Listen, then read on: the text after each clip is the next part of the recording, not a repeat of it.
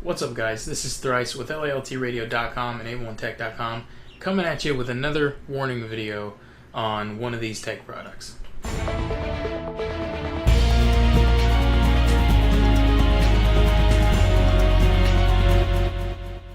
Alright guys, I'm going to keep this short. I'm going to keep it sweet. I pray that this is going to be as beneficial to you as it would have been to me. There's a huge thing when it comes down to these transmitters, when you're getting into all the RC flying, and whether it's drones or anything else. There's a concept of transmitters and receivers, and them communicating in proprietary protocols.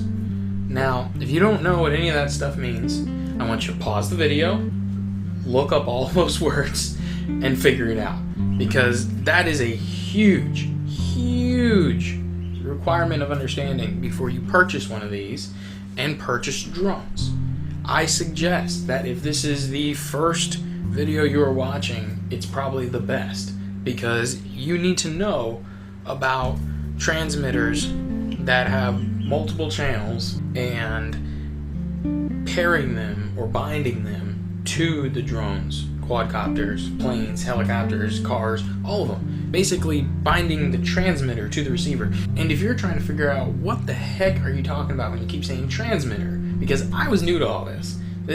I'm still technically a noob. I mean, I can fly because I play video games like my whole life. But when it comes down to knowing about RC stuff and the tech and everything involved, I'm as fresh as every other green leaf out on the tree. The transmitter is the controller though. That's what I'm trying to say. This thing, you gotta know that you need to have the same brand receivers. There is very few transmitters or controllers that actually match to like all of these drones here. I cannot use this transmitter, this cool controller that I got that is actually really good.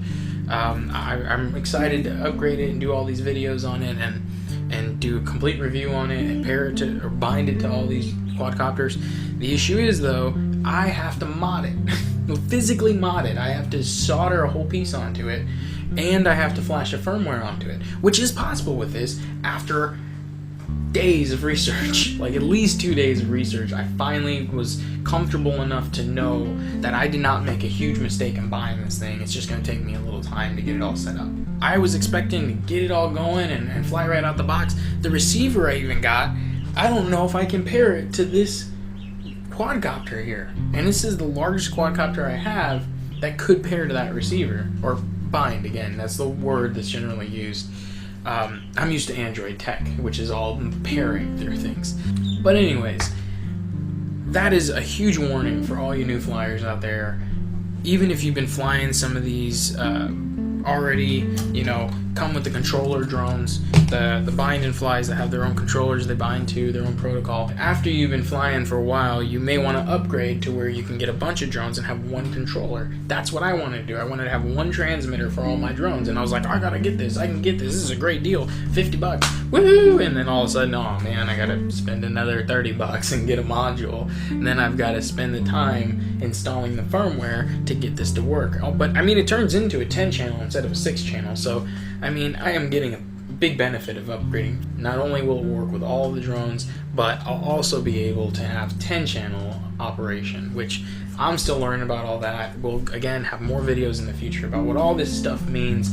The biggest thing you need to know, this is a warning video about do not buy a transmitter thinking that you're going to be able to use it on all of your quadcopters without some work.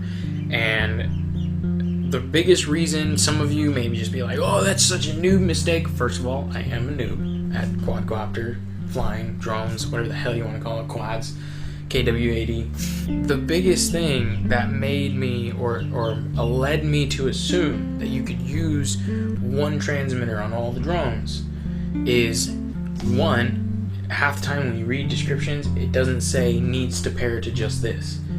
You know, it says works with these receivers, and you may not know what that means.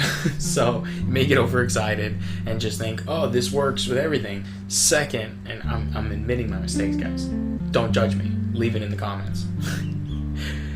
But second, the biggest thing is I looked on YouTube and people were binding this to other stuff without having to use modules.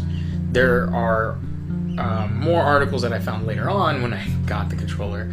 But I was really just under the impression when watching people fly all these different drones and they've got one transmitter that they're always using, I just assumed, I was like, oh cool, so you can bind it to different drones. You might just have to get a chip or get a receiver for the drone or whatever. But then I found out some of these boards in some of these bind and flies, they are receiver boards. Like I don't even know how that works yet. I'm still learning, but we'll go through that. We'll break it down. We'll learn together, guys. We're even going to do some soldering projects. It's just going to be fun to really get through this, pick it apart, and give these warning videos, the pros and cons videos, review videos, and it's all going to be coming out under ableonetech.com, guys, as well as laltradio.com. But doing this and using one controller or one transmitter for all your drones, plus like a 3D gimbal when you're operating your drone, it really does increase the ability of your performance, either in your hobby, trying to spend your time wisely and get better at racing, or commercially, where you're working on getting better at flying, getting better at operating multiple cameras, multiple things. Some of these do have altitude hold. You can install GPS sensors on some of these. There's all sorts of stuff that you can do with these things, guys, and we're definitely going to go through that.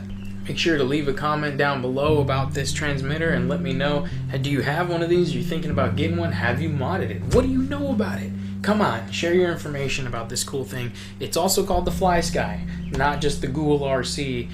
This one's called GoolRC because there's a company that's rebranding a bunch of stuff. That's going to be it, guys. This is Thrice. I'm going to sign off. And remember, guys, it all begins with you.